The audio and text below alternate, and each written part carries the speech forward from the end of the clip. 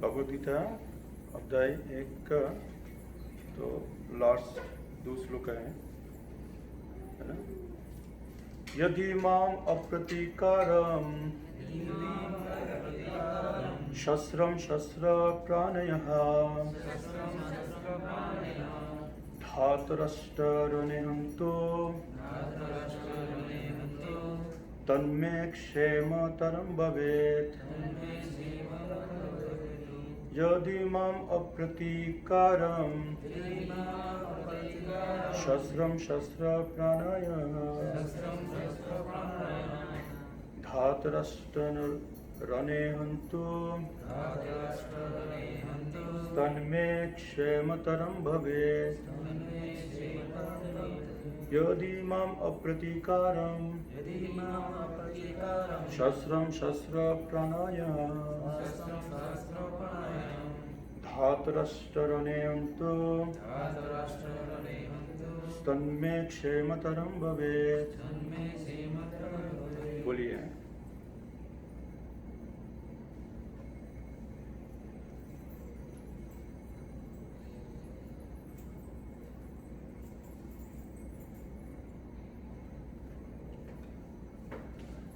नीलम बोलो। यदि माम प्रतीकारं शस्त्रं प्राणयः धातराष्ट्रारणे हन्युस्तन्मे क्षेमतरं भवेत्। ओके। अश्विनी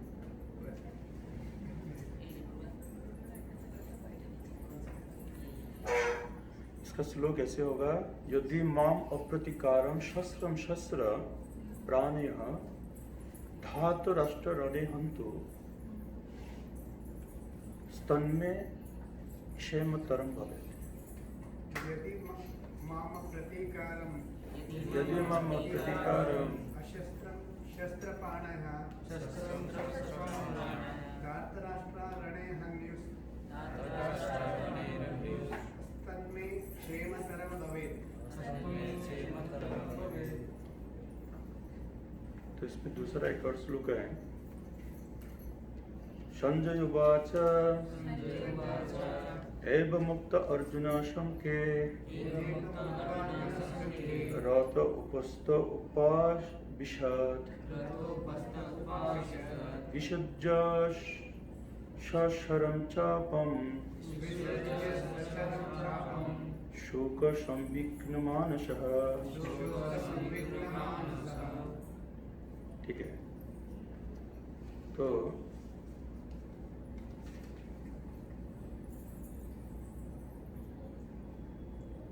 अनुवाद और तात्पर्य हम करेंगे दोनों का समय के अनुसार।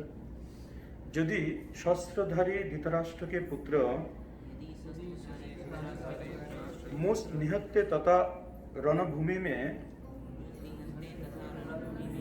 उत्तरित न करने वाले को मारे तो यह मेरे लिए श्रेयस्कर होगा। तात्पर्य क्षत्रिय के युद्ध नियमों के अनुसार ऐसी प्रथा है कि निहत्ते तथा विमुख शत्रु पर आक्रमण न किया जाए, किंतु अर्जुन ने निश्चय किया कि शत्रु भले ही इस विषम अवस्था में उस पर आक्रमण कर दे, किंतु वो युद्ध नहीं करेगा। उसने इस पर विचार नहीं किया कि दूसरा दल युद्ध के लिए कितना उद्यत है। इन सब लक्षणों का कारण उसके दयाद्रता है, जो भगवान के महान भक्त होने के कारण उत्पन्न होते हैं।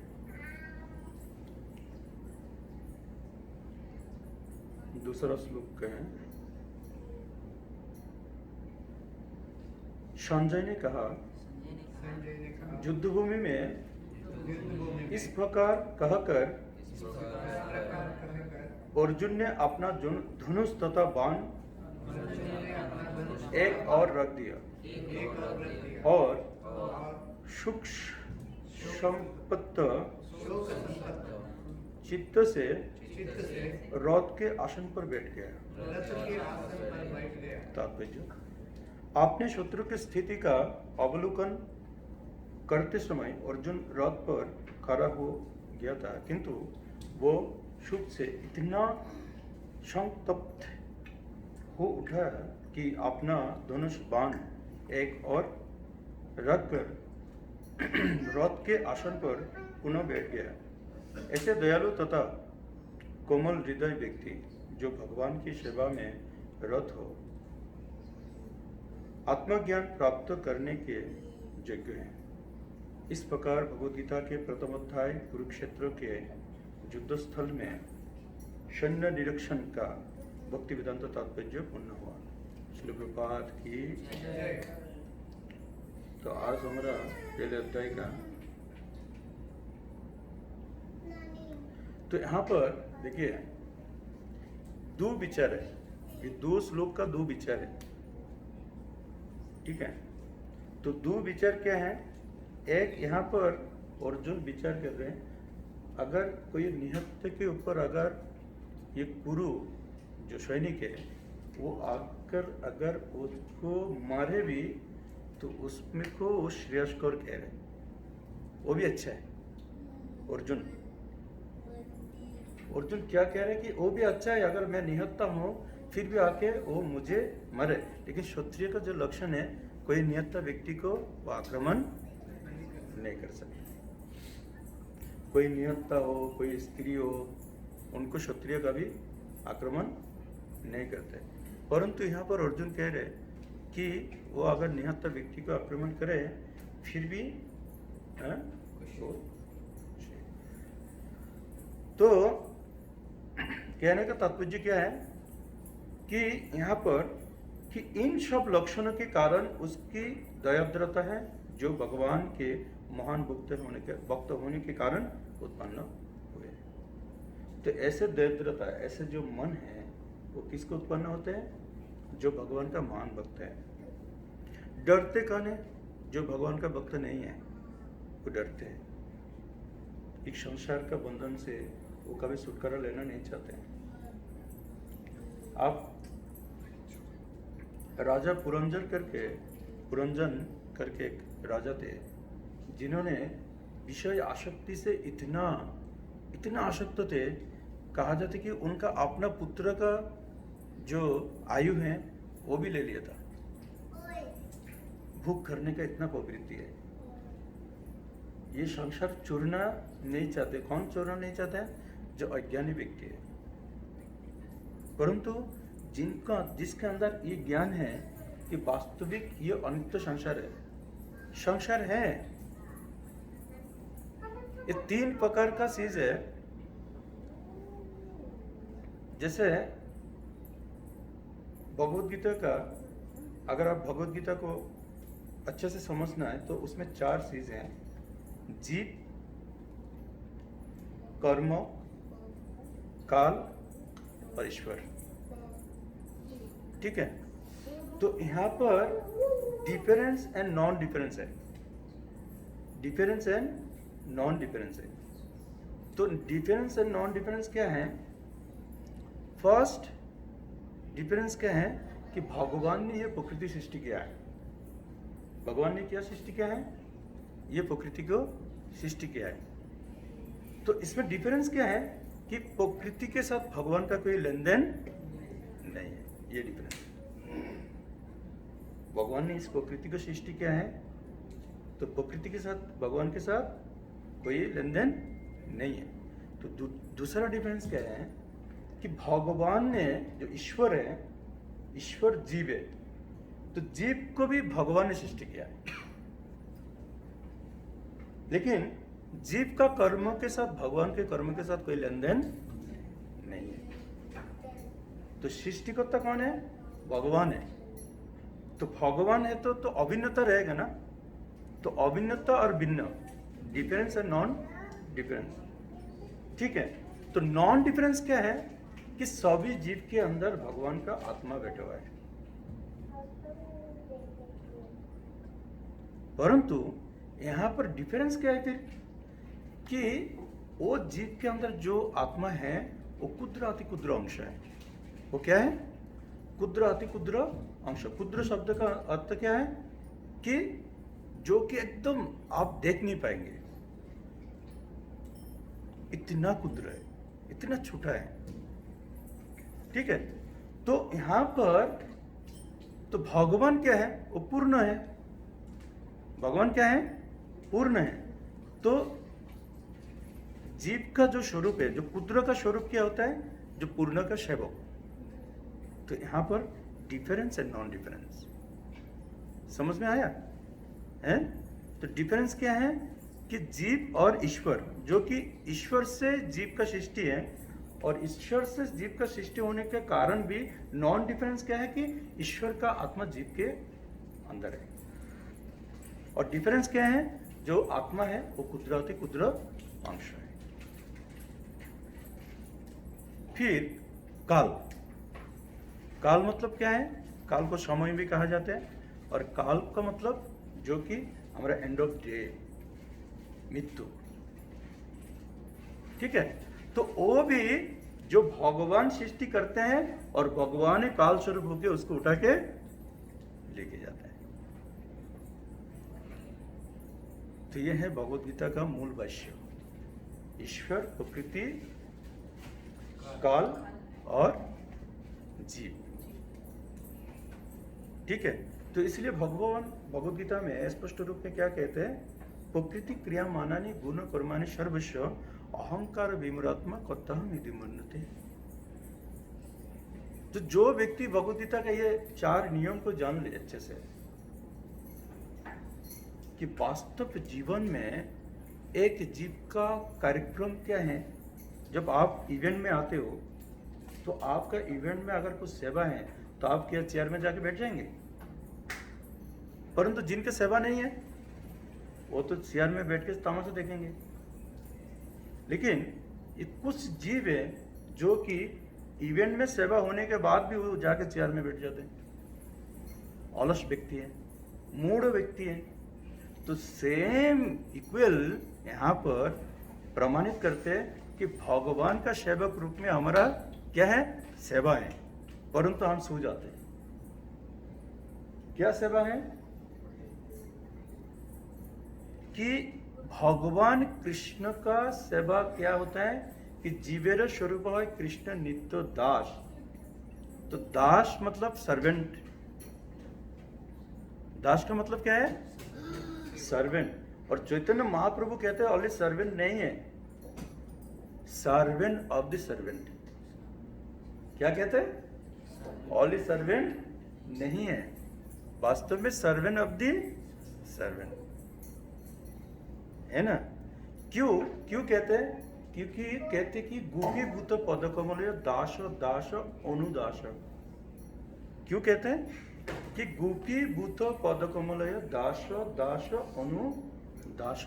अगर आप प्रकृत पक्ष, आप अगर प्रकृत कोई भी अर्थ को जानना चाहेंगे तो उसमें से निकलेगा कि आपको servant servant servant of the servant का सेवा करने से आप ऊपर जा सकते हैं।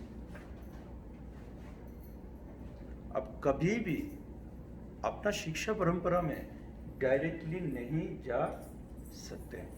ये भक्ति और शिक्षा परंपरा में डायरेक्टली एंट्री नहीं है। तो इसलिए भगवान खुद आके ये शिक्षा देते हैं, ना हम विप्र न च नरपतिर न पी वैश्य न शूद्र न हम वर्णी न च गृहपतिर न अव वनस्तिर्वा। तो क्या है? किंतु प्राद्धम निखिलम पुण्य अमृतब्दे दुखी भूत पद दास दास दास। बहुत झूठ लगा।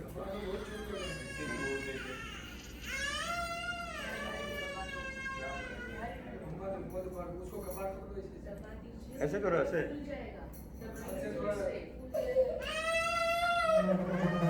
नीलेश नीलेश उसका ऐसे करो, थोड़ा ऐसे बाहर लेके जाओ, उस तरफ लेके जाओ थोड़ा।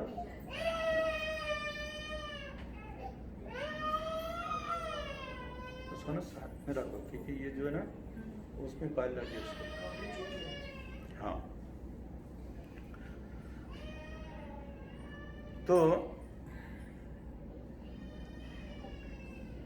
जो लोग जैसे इसका कहीं नहीं आता है ना, बिरुजा का कहीं नहीं आता है वो भगवान से ऐसे वार्तालाप करते हैं। जब वो भगवान से वार्तालाप करते हैं तो इतना प्रेममय वार्तालाप हो जाते हैं ना कि और कोई चीज में उसको ध्यान नहीं है। तो उसका छोटा छोटा बच्चा था, जो कि बच्चा भूखा थे, तो माँ नहीं आएगी तो खाना कब देगा, तो माँ तो कृष्ण से बात कर रहे। तो बड़ो भाई ने भेज दिया, तो जाओ छोटो भाई को जाके माँ को बुला के लेके आओ। तो जैसे कृष्ण ने देखा कि बच्चा, बिरुजा का बच्चा सामने आया है, तो कृष्ण अंतर्ध्यान हो गया।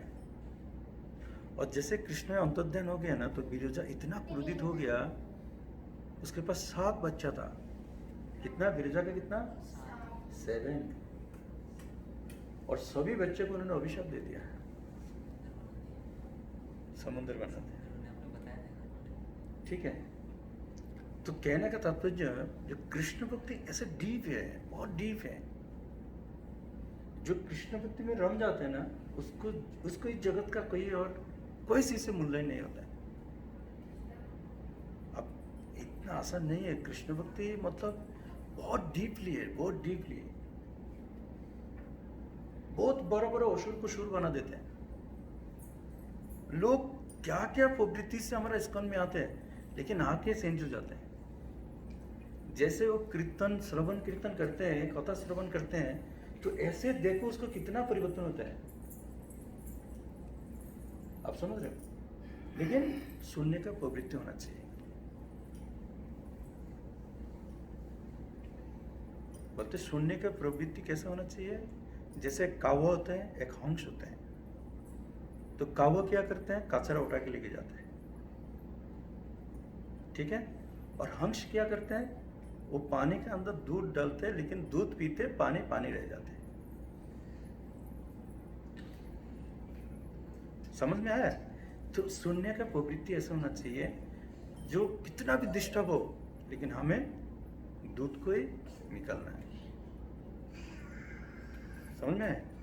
तो यहां पर क्या कह रहे हैं कि अर्जुन के मन कितना पवित्र हो गया, जो कि ऐसे बात आ रहे हैं। वो क्या कह रहे हैं कि अर्जुन ने क्या कहा कि मुझे निहत्ता तथा मुझ निहत्ते तथा रणभूमि में पुत्रित ना करने वाले को मारे तो यह मेरे लिए श्रेयस्कर होगा। वो क्या चिंता कर रहे हैं कि मेरे अर्जुन देख रहे हैं जत्र जुगेश्वर कृष्ण, जहां पर जुगेश्वर कृष्ण है वहां पर पराजय कभी नहीं हो सकता है। तो अर्जुन कृष्ण को खूब नियर से जानते हैं, बहुत निकट से जानते हैं। न तो अर्जुन यहाँ पर रणभूमि में आके इमोशनल होने का कोई कारण नहीं था। तो अर्जुन जानते थे कि सब लोग मर जाएगा, सभी लोग का क्या होगा, देहांत होगा।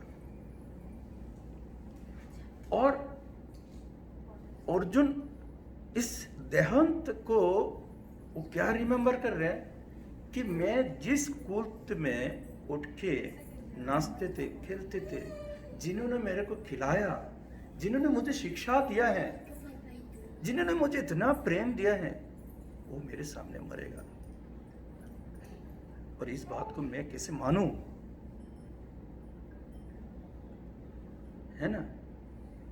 इस बात को मैं कैसे मान सकूं। इसलिए श्रेयस्कर होगा कि मैं खुद निहत्त होके चले जाए। अगर इसमें अगर मुझे वध भी कर दे, वो श्रेयस्कर होगा कि इतना लोग तो बच जाएगा। परंतु यहाँ पर एक प्रश्न है कि अर्जुन क्या चिंता कर रहे हैं, श्रेयस्कर, दूसरा की चिंता कर रहे हैं। परंतु दुर्योधन उसको विपरीत चिंता करते हैं। जैसे और अर्जुन वहां पर बैठ जाते हैं तो दुर्योधन चिंता करते थे कि डर गया, दुर्योधन क्या चिंता करता है? देखिए डर के मारे रौन चुर के जाना चाहता, नहीं मैं उसको जाने नहीं दूंगा। ठीक है, तो इसलिए अर्जुन एक क्षत्रिय होने के बाद भी इतना दयाभाव आना, क्षत्रिय को दयाभाव नहीं होते हैं। क्षत्रिय का सिम्टम क्या होता है मालूम है? वो कोई चीज को सहन नहीं करना। इसलिए जो क्षत्रिय वास्तव जो क्षत्रिय बचाई किया जाता है ना, उसको बचपन से लिया जाता है, एकदम बचपन से। जैसे आप क्षत्रिय लोग कुत्ता चुनते हैं ना, कुत्ता, तो कुत्ता कैसे चुनते हैं मालूम है? उसको बहुत ऊपर ऐसे फेंक देते हैं, ऊपर फेंक देते हैं और पकड़ लेते हैं। जो कुत्ता डर के मारे ज्यादा चिल्लाए उसको ही रखते हैं। आप समझ रहे हो? जो कुत्ता डर के मारे बहुत चिल्ला दे, जो सहन शक्ति नहीं है, उसको ही रखा जाता है क्षत्रिय रूप में। क्योंकि क्षत्रिय में कोई सहनशीलता होना नहीं चाहिए, ब्राह्मणिकल गुण नहीं होना चाहिए। आप समझ रहे हो? तो क्षत्रिय क्या करेगा? तुरंत उसको वध करने का शक्ति होना चाहिए, उसकी गलती को सहन का भी नहीं करेगा। तो परंतु यहां पर अर्जुन क्या दिखा रहा है? दयाद्रता। तो दयाद्रता के कारण इसलिए कह रहे हैं कि कितना महान भक्त होने के बावजूद ये दरिद्रता आते हैं, है ना? तो इसलिए भगवान को देखने के लिए, भगवान का भक्ति करने के लिए, भगवत संगति करने के लिए उसको क्या होना चाहिए? भगवान का दर्शन करने के लिए प्रेमंज न चुरति भक्ति विलेचन, प्रेमंज न चुरति, ये जो आंख है वो प्रेम से पूर्ण होना चाहिए, है ना? और क्या होना चाहिए? है? सेवा। नहीं, और क्या? नहीं, भक्त। ब्रह्म संहिता में कहते हैं वेदेषु दुर्लभ अदुर्लभ आत्मभक्त। तो सिम्टम वो होना चाहिए कि आत्मभक्त का संगति होना चाहिए। अभी आत्मभक्त कौन है? तो आत्मभक्त ढूंढने के लिए हमें क्या क्या सिम्टम होना चाहिए? विषय अनासक्ति। जिसका विषय से अनासक्ति है, ऐसे भक्तों का संगति हमें करना चाहिए, जो कि इस जगत में सभी बंदी है। किससे बंदी? ये त्रिगुणात्मिक कर्म से, विषय, ये सभी विषय त्रिगुण आत्मिक है। ये त्रिगुण से विषय उत्पत्ति होता है। तो त्रिगुण से विषय उत्पत्ति होते हैं, जो कि आपको वो बंधन से छुटा नहीं सकते हैं। ओनली कैद खाना से बंधन करने से बंदी नहीं होते हैं। इस संसार में रिलेशन में भी बंदी हो जाते लोग। समझो, एक पुत्र मोह पूरे संसार को तसनस कर दिया। कुरुक्षेत्र, धृतराष्ट्र, तो धृतराष्ट्र अपने पुत्र मोह में उन्होंने क्या किया? पूरा कुरुक्षेत्र बना दिया। तो क्या है? बंधन के कारण है। तो अब धृतराष्ट्र को कौन ज्ञान दे सकते हैं? कोई नहीं दे सकते, है ना? सब लोग थोड़ा मोबाइल साइलेंट कर दो, ठीक है? मोबाइल थोड़े साइलेंट कर दो, है ना?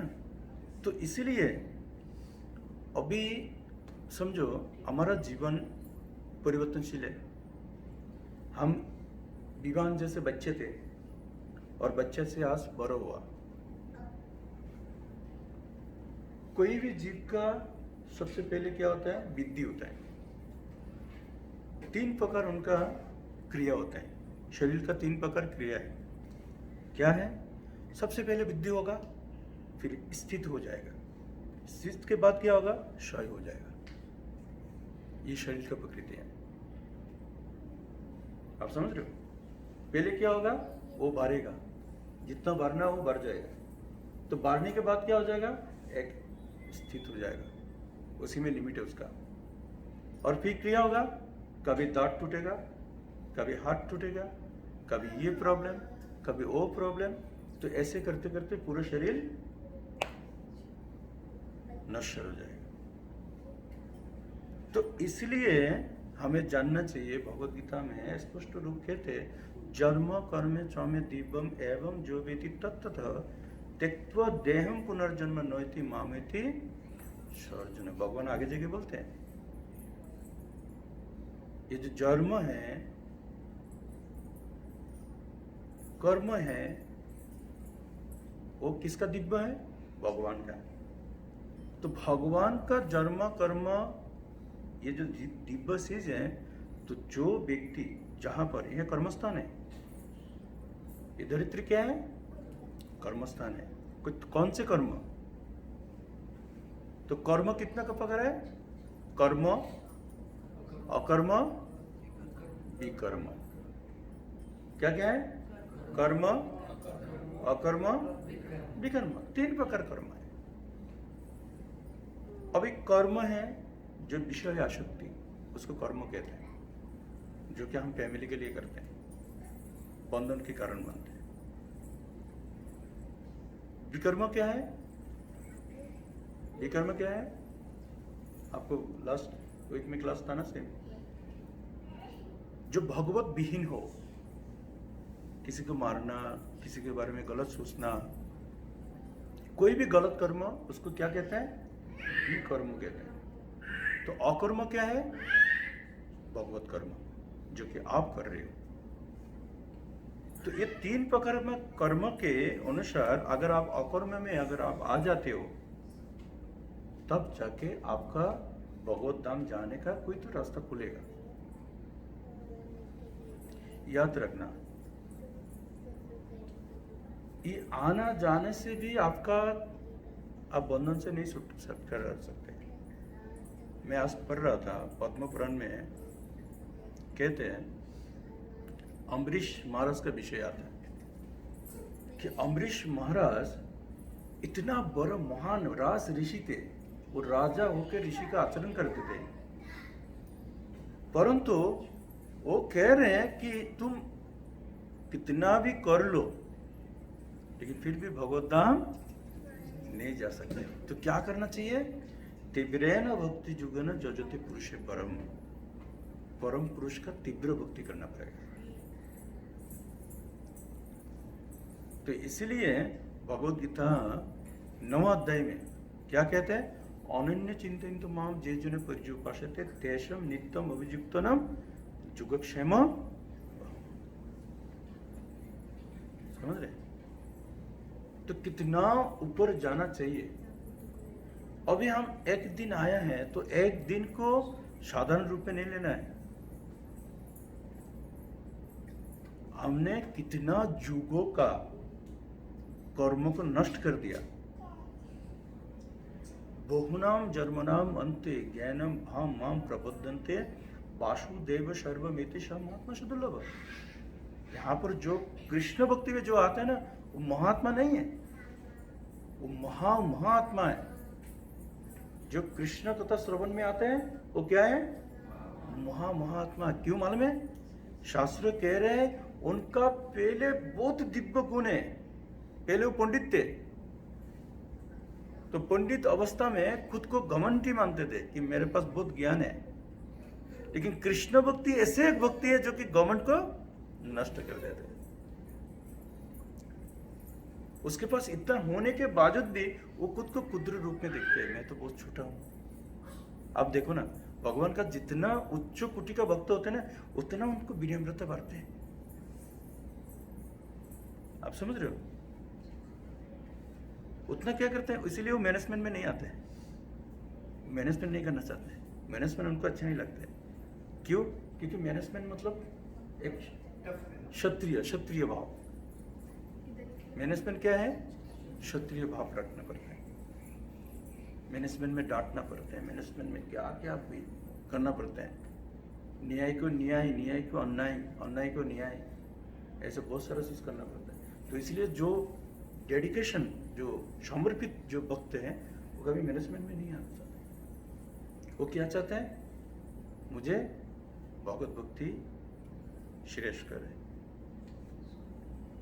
तो इसलिए कितना गुण होने के बाद, कितना शक्ति होने के बाद अर्जुन कह सकते हैं कि मुझे मार डाले, यश करे। समझ जाओ, ठीक है। तो सेकंड है श्लोक में क्या कहते हैं? तो संजय ने कहा कि अर्जुन यह सोचकर फिर से, पहले एक बार हो गया था, धनुष रख दिया है ना, और धनुष अपना तुनीर वगैरह सब रख के नीचे बैठ गया है। क्या कह रहे हैं कि संजय ने कहा, युद्ध भूमि में इस प्रकार कहकर अर्जुन ने अपना धनुष तथा बाण एक और रख दिया और शोक संतप्त चित्त से रथ के आसन पर बैठ गया। जैसे समझो आप बहुत बड़ा बिजनेसमैन हो। आप क्या हैं? बहुत बड़ा बिजनेसमैन हो। अचानक आपका हर जितना भी बड़ा बिजनेसमैन था सब में आग लग गया। क्या हो गया? सब में। अगर आप एक मिनट के लिए अगर चिंता करो तो उस परिस्थिति में आप क्या करोगे? उसमें आपको ट्राई कोड अच्छा लगेगा? हैं? आपको ऑफिस में बैठने का अच्छा लगेगा? आपको कोई अगर एकदम अमृत तो खाने के लिए दे, अच्छा लगेगा? लगेगा क्या? तो आपको क्या सोचने को आएगा? क्योंकि मैं आज सब कुछ सर्वहारा हो गया, कि मेरे पास इतना कुछ था जो कि मैं सब हारा हो गया, और अब मैं कितना ऋणी हो गया। क्या हो गया? कितना ऋणी हो गया, जो कि मैं इतना सारा लोन लिया, इतना लोगों को मेरे पकड़ बाका है, इतना सब कुछ है, तो मैं कैसे उसको पूरा करूंगा? तो क्या होगा? वो सब कुछ चूर के किधर बैठ जाएगा? नीचे बैठ जाएगा। फकीर। क्या बन जाएगा? फकीर। ये है कृष्ण भक्ति का लक्षण। ये क्या है? कृष्ण भक्ति का सर्वोच्च लक्षण ये है, सर्वहारा। कृष्ण भक्ति का मतलब क्या है? सब कुछ त्यागना है कृष्ण भक्ति, जो कि आपका सब कुछ जल गया समझो। अभी आपका चिंता क्या है? आप बहुत ऋणी हो। तो जैसे जैसे आप कृष्ण भक्ति करते हैं ना, तो ऐसे ऐसे खुद को ऋणी समझते हैं कि मैं अपना पिता माता का ऋणी हूं। जो पहले पिता माता, अरे तुम मेरे लिए क्या किया, पहले क्या बोलता है? तुम मेरे लिए क्या किया। और जैसे वो कृष्ण भक्ति में डीपली आ जाते ना, तो बोलते हैं, अरे अगर मुझे मेरे माँ पिता अगर मुझे जन्म नहीं देते, संस्कार नहीं देते, तो मैं किसी कृष्ण भक्ति को प्राप्ति कर पाते। तो सबसे पहले माता पिता को गुरु मानते। यहां पर प्रमाणित करते कृष्ण भक्ति कितना उत्तम भक्ति है। आप समझ रहे हो? इससे पहले हम कितना नेगेटिव सोचते हैं, पत्नी को नेगेटिव सोचते हैं, पुत्रों को नेगेटिव सोचते हैं, भाई को नेगेटिव सोचते हैं, है ना। परंतु जैसे आप कृष्ण भक्ति करोगे ना, तो ऐसे ऐसे क्या होगा? त्यागने का शक्ति आपको मिल जाएगा। और कोई ज्ञान से आप त्यागने का शक्ति को प्राप्ति नहीं कर सकते। लेकिन त्यागे सबसे बड़ी शांति है, पीसफुल है। आप समझ रहे हो? नीलम समझ गया है? सबसे बड़ी जो शांति है ना, त्यागने से। और दूसरा चीज याद रखना, अगर आपको कोई भी चीज अगर कोई अगर चुरा ले हड़प ले किसी कारण, परंतु वो क्या नहीं कर पाएगा? वो हजम नहीं कर, डाइजेस्ट नहीं कर पाएगा, हैं? वो क्या नहीं कर पाएगा? वो डाइजेशन कभी नहीं हो सकता है। आप सहन से सो रहे, वो हमेशा चिंता कर रहे हैं, उसका अप डाउन होते रहेगा। क्या अप डाउन होगा? हैं? कि वो चिंता करेगा कि वास्तव में क्या कर रहा हूं। अभी मुझे इतना खुश है, लेकिन मन में शांति नहीं है। जो कि हमने गलत करके अपनाया, गलत करके क्या अपना रिलेशन बनाया, है ना। तो फिर पहले उसके पास कुछ नहीं था, शांति था, और जैसे उसने गलत तरीके से इस चीज को ग्रहण किया तो उसके पास ये शांति चले गया, लेकिन विषय इसके पास है।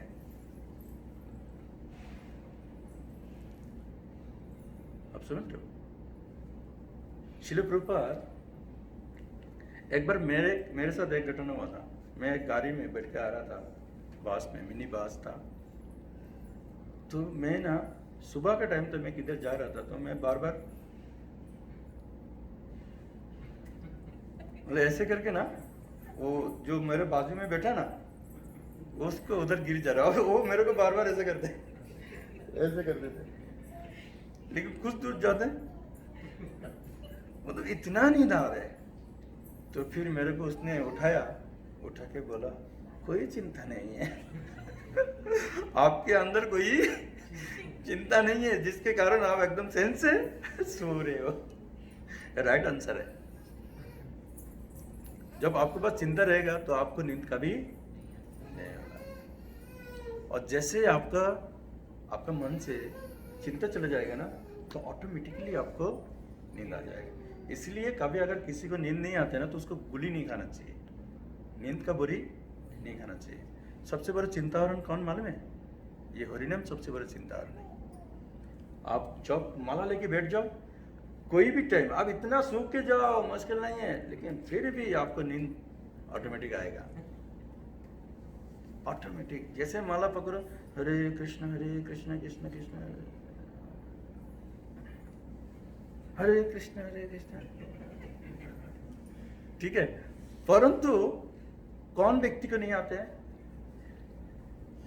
जो चिन्मय व्यक्ति हो, जो नाम में रख गया, जो कृष्ण को दर्शन कर रहे हैं। दर्शन दो प्रकार का होता है, एक माया का दर्शन, एक चिन्मय दर्शन। तो चिन्मय दर्शन करने वाला व्यक्ति सोते नहीं है, उसको कभी नींद नहीं आएगा। क्यों?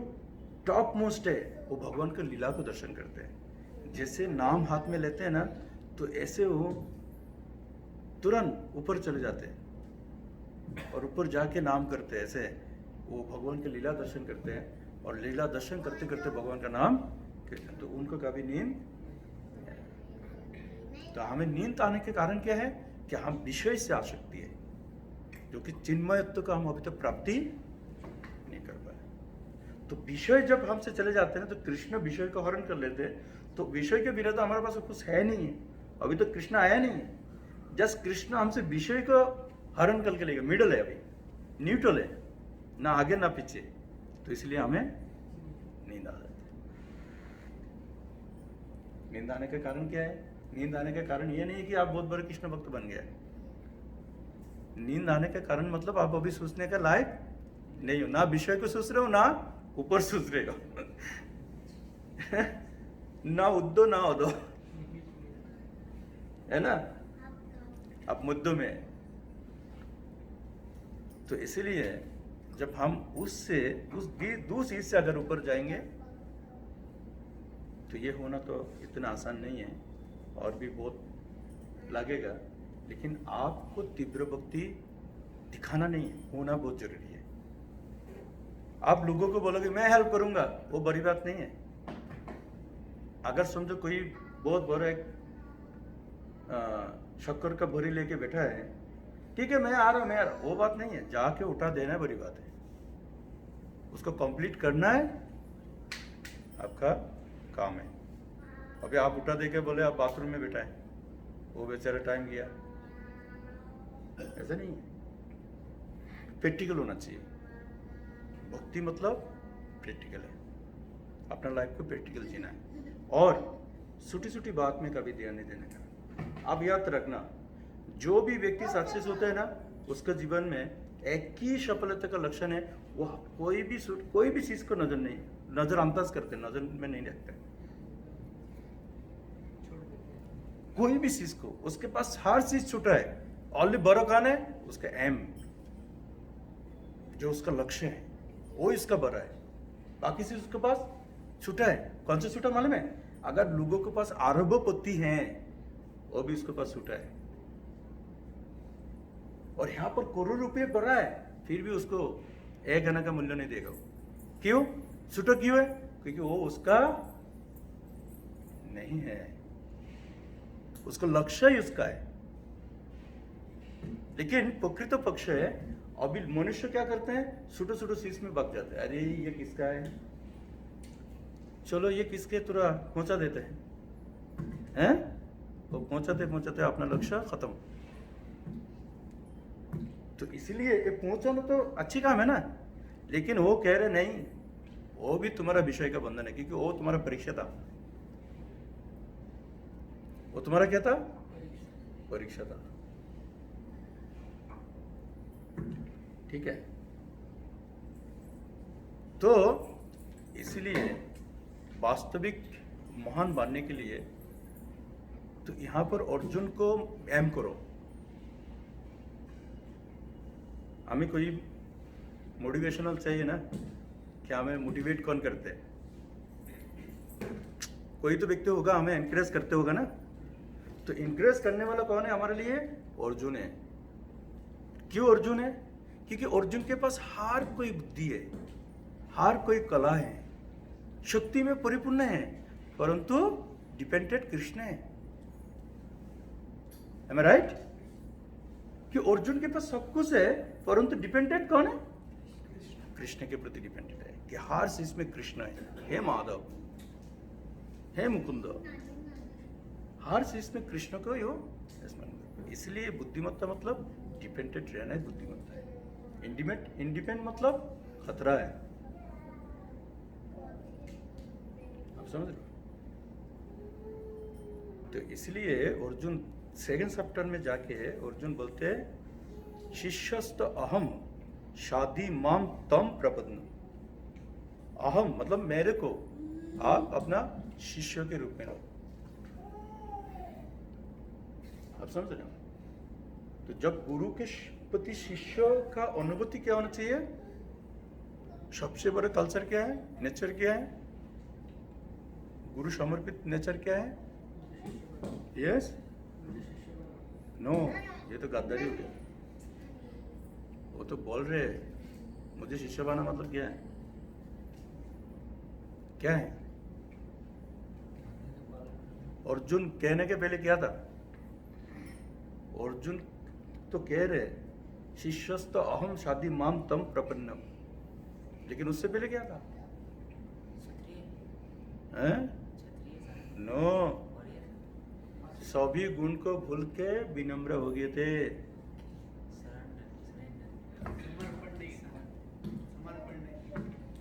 विनम्र हो गया था, विनम्र। क्या हो गया था? कुछ नहीं करने वाला, नहीं मेरे से कुछ नहीं होने वाला, मेरे पास कोई बुद्धि काम नहीं कर रहे हैं, हाथ पैर ये हो गया। अर्जुन का हाथ पैर काम नहीं कर रहे हैं, अर्जुन क्या करेगा सोच नहीं पा रहे। तो जैसे भगवान कृष्ण अर्जुन के बोलते कार्पण्य दूष प्रहत स्वभाव इच्छा में धर्म सन्मूर्त चेता, तुम कृपणता कर रहे हो। तो ऐसे अर्जुन को जागाते हैं भगवान। तो फिर जाके अर्जुन बोलते हैं विनम्रता पूर्वक, हे कृष्ण तुम मुझे शिष्य वरण करो, आज से तुम मेरे गुरु है, जो तुम बोलोगे वो मैं करूंगा। तो इसलिए यहाँ पर अर्जुन हमारे लिए सबसे बड़ा माध्यम इसलिए हो सकते हैं कि अर्जुन के पास इतना कुछ है, राज्य है, ज्ञान है, शक्ति है, कला है, सौंदर्य है, लेकिन हर चीज के ऊपर उसका भक्ति प्रधान है, कि कृष्ण को समर्पित है। तो इसलिए हमें अर्जुन से ये शिक्षा प्राप्ति करते हैं कि वास्तव अपना लाइफ को कैसे यूज करना चाहिए। एक बात याद करना, आप बड़े हो गए हो, आप अपना लाइफ में क्या किया, आप आज से जाके एक पेपर में लिखो कि आप वास्तविक अपना लाइफ में आपने क्या किया। अगले हफ्ते आके मुझे बोलना। और इसके बाद अभी न्यू लाइफ शुरू करो, फिर आप देखोगे आपने क्या किया। अभी आप न्यू लाइफ करो और न्यू लाइफ में आप देख लोगे कि आपने क्या किया। अभी समझो एक मदिरा पिया हुआ व्यक्ति, समझो एकदम नशा में है, ठीक है, तो आपने क्या किया, उसको पहाड़ में चढ़ा लिया और उसको मालूम ही नहीं पड़ा वो पहाड़ चढ़ के ऊपर गया, ठीक है। अभी उसी मदिरा पीने वाला व्यक्ति को आपने उस पहाड़ के ऊपर से एक बहुत बड़ा पत्थर उसके ऊपर उठा दिया, चपा दिया और वो पत्थर लेके नीचे आ गया, फिर भी उसको कोई ज्ञान नहीं है। इसको क्या नहीं है? ज्ञान नहीं है। जैसे उसको ज्ञान आया तो उसको कुछ मालूम नहीं पड़ा, हमने तो कुछ किया नहीं। ठीक उसी नशा ले जो व्यक्ति है उसी की तरह हमारा विषय है कि आपने इतना दिन क्या किया, तो कुछ भी कैलकुलेशन करके आपको मिलेगा नहीं है। लेकिन जैसे आप अपना गुरु से ज्ञान का सूक्ष्म को उन्मिलन करके पदम पदम पुण्यमृत आस्वादन कर सकते हैं, और तब आपको पता चलेगा कि वास्तव में मैं क्या कर रहा हूँ, क्या करना चाहिए और हम क्या किया है। तो आपको मालूम पड़ेगा, अरे मैं तो पहले नशाड़ी थे, मैंने पहाड़ चढ़ के नीचे आया फिर भी पता नहीं चला, ये पहाड़ से तो मैं चल के गया था। तो पूर्व जो आपका कर्म है तो ऑटोमेटिक आपको रिमेंबर होगा। इसको बोलते त्रिकालदर्शी। इसके बाद चक्षु और मिलितम जैन तत्मश्री गुरुवे नमः। गुरु द्वारा ये चक्षु को उर्मिलन करने के बाद हमें पता चले कि वास्तव में मैं क्या किया था और क्या कर रहे, क्या करना चाहिए। इसलिए मोटिवेट का मतलब है कि वो व्यक्ति ऐसे व्यक्ति हो जो व्यक्ति हमें गंतव्य लेके जा सकता है, ठीक है। तो इसलिए हमारे लिए मोटिवेट कौन है? कौन है हमारे लिए? एक कृष्ण कौन बोला? कृष्ण नहीं है। मोटिवेट कौन है? अर्जुन है। कौन है? अर्जुन है। आपको बोला ना मोटिवेट कौन है? अर्जुन हमें मोटिवेट कर रहे हैं। अर्जुन क्या कर रहे हैं? मोटिवेट कर रहे हैं। क्यों? अर्जुन के पास इतना ज्ञान, इतना सब कुछ होने के बाद भी वो कह रहे हैं विनम्र है, ठीक है। तो इसलिए यहां पर लास्ट श्लोक में है तो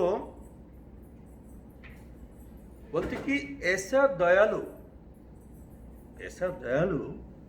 तथा कोमल हृदय व्यक्ति जो भगवान की सेवा में रत हो और क्या है, आत्मज्ञान प्राप्त करने के योग्य है। तो वो व्यक्ति,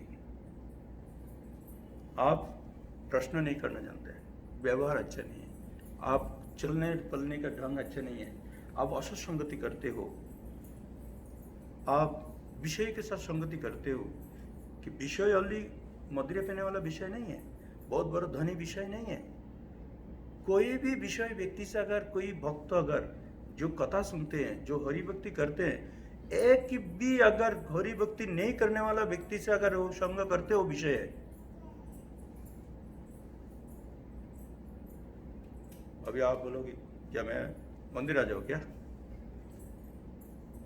मंदिर आने के लिए नहीं कह रहे, आप उनको विषय से मुक्ति करने का आपका काम है। मैं संग उसको क्यों करे? मैं संग देने वाला है, मैं की संग लो, ये विचार होना चाहिए। क्या विचार होना चाहिए?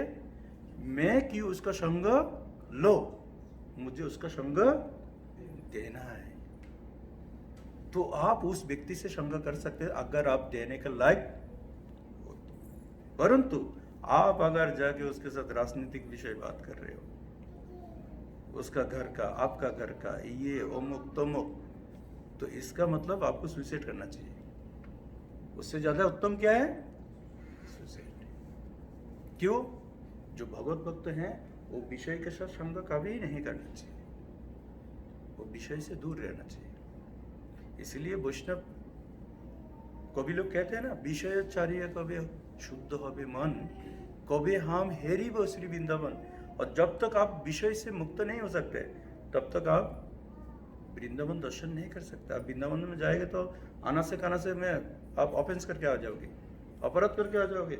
आप उधर बोलोगे अरे इधर तो बांदर है, बांदर बांदर बांदर, ये मेरे चश्मा लेके जा रहे हैं, और क्या बोलेंगे? मारोगे उसको, मारो उसको, जो कि बांदर आपका बाप है। क्यों? क्योंकि वो बांदर है जो भगवान का सर्वशक्त शक्तिमान शनिक, वो बांदर ने ये जो मदन मोहन मंदिर को रक्षा किया था, गोविंद जी मंदिर को रक्षा किए थे बांदर,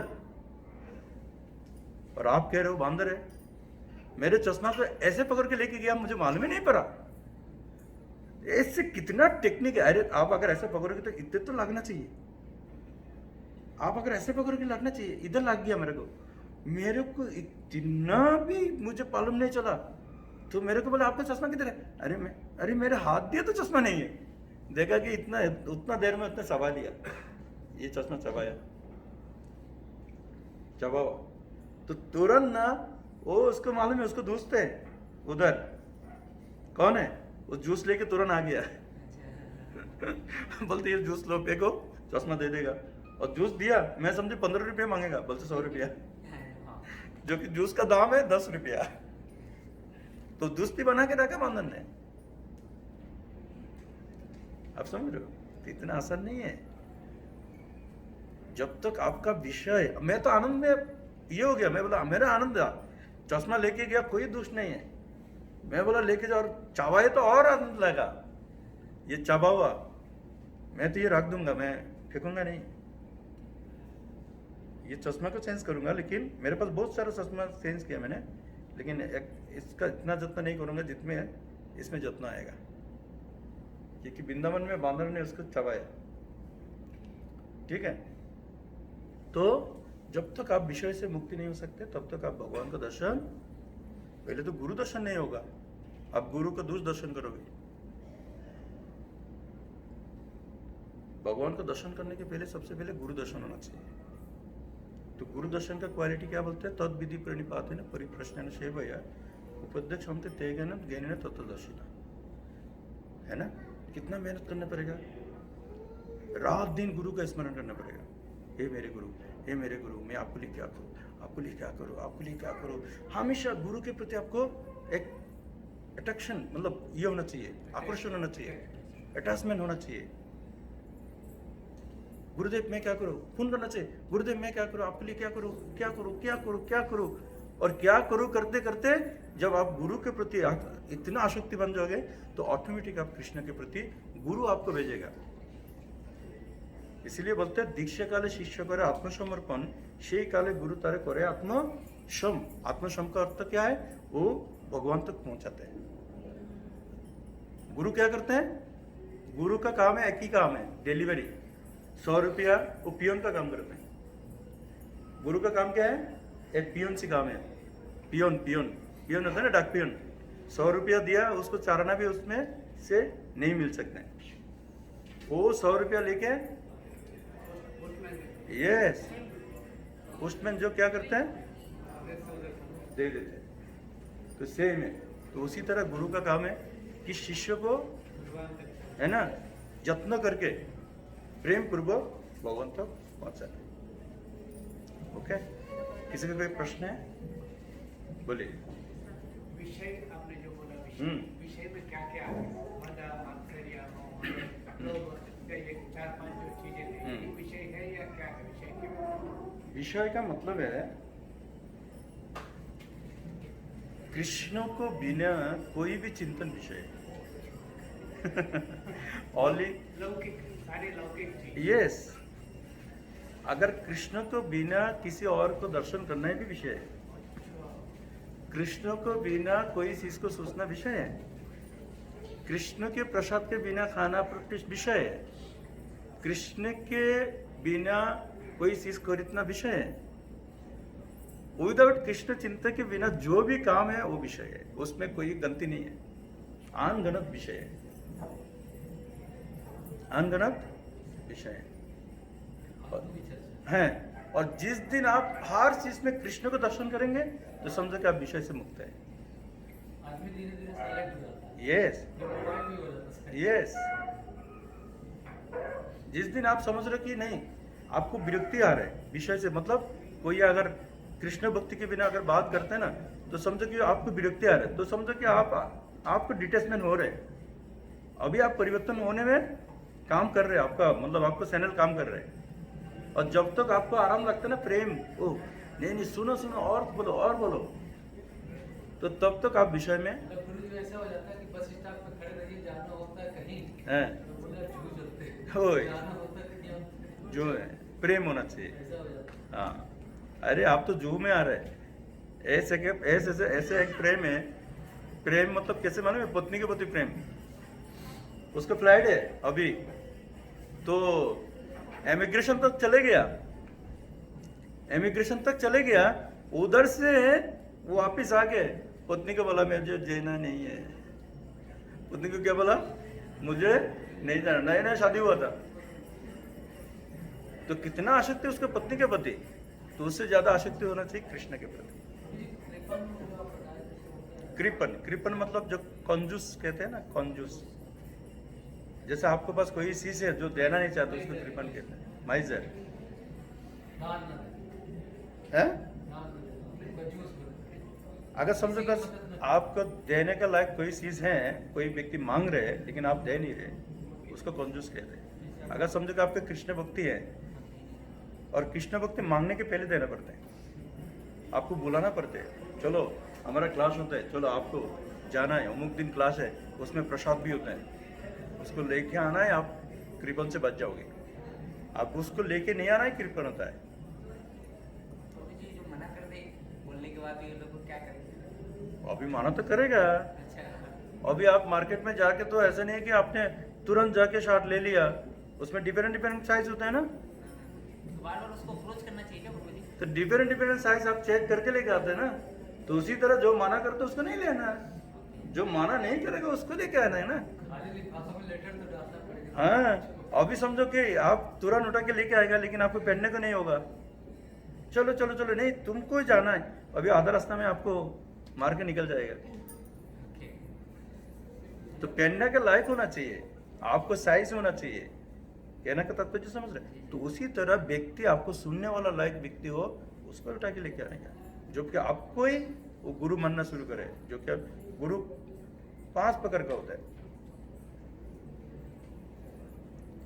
ठीक है, तो ऐसे होना चाहिए। और कोई प्रश्न? ओके, शिल प्रभुपाद की, शामित गौर भक्तवृंद की, अनंत गुरु वैष्णव वृंद के, निताय गौर सीधनाथ प्रभुनंद।